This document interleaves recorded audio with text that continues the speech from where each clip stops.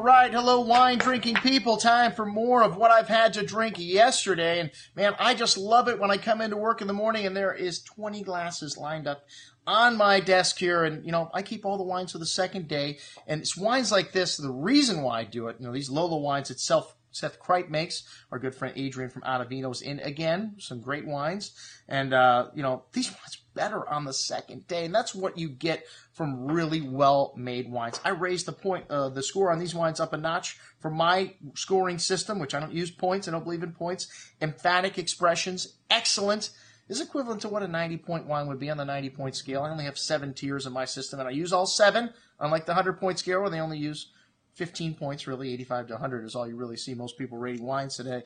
But these wines from Lola, outstanding and made in a low-alcohol, old-world fashion, but still packing a lot of flavor. This wine is got a lot of lovely lemon and green apple fruit on the nose, just a touch of light oak spice. They use second-year-old barrels here, fermented in concrete tanks, and some stony, minerally-like notes, though. Bright and fresh on the palate with a lot of richness. Like I said, on the second day, this wine really gained a lot.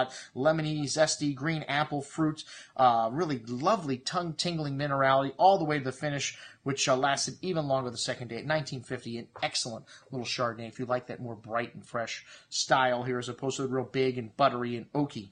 Anyways, a Lola Pinot Noir North Coast, only 13.3% alcohol, so you may have to drink a little bit more of these wines, but a lovely spice to that red cherry and raspberry fruit and all older wood here too, second-year-old French though, some notes of fresh earth, and you really notice the savory style even on the nose in these wines. Smooth and silky texture on the tongue, what we love about Pinot Noir with bright raspberry and cherry fruit and exotic spices through the finish really leaves the tongue salivating for food. One of the things we love about these old world style wines, very good at $20.25.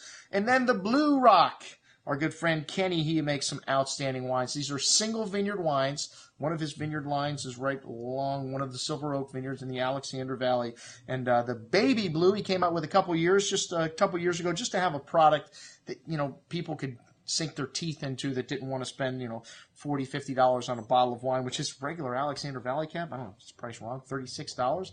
Seems like it's been the same price since you first released it. The Baby Blue is $25.50, so a little more than $10 less than that. It's a blend of 61% Cab, 14 Merlot, 8 Malbec, 7 Petit Verdot, 5% Cabernet Franc, and a little bit of Syrah thrown in there for good measure. He used to make an outstanding Syrah, but Kenny's just said, Andrew, I can't sell it for the money I need to get for it, so I guess they've ditched that program and throw a little bit in with the Cab. It makes it a little more approachable, a little more drinkable. A nice amount of savory herbs here and milk chocolate nuance of the currant cassisberry fruit on the nose. Good complexity and very forward and approachable style on the palate. And this is 2011, so they had some problems in 2011 in Napa. This is Alexander Valley, though. I don't know how difficult it was there, but I'm sure I'll hear back from Kenny after this review. He watches our stuff here. And really lovely, ripe, round tannins here in this wine. Smooth cherry and currant berry fruit with the notes of that milk chocolate cigar box spice on the finish. Excellent juice. And then the Blue Rock, the big boy, the Alexander Valley wine is 90% Cab, a bit of Petit Verdot, Malbec, and Cabernet Franc in the blend.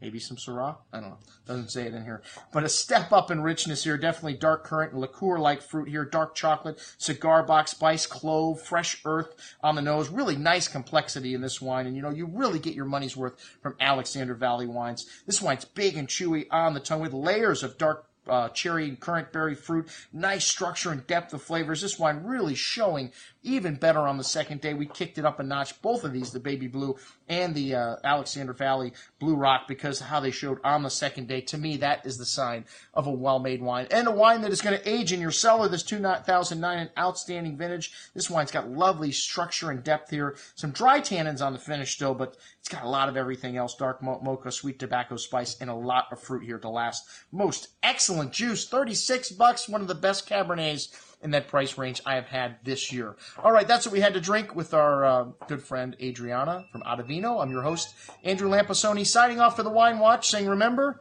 always drink the good stuff first.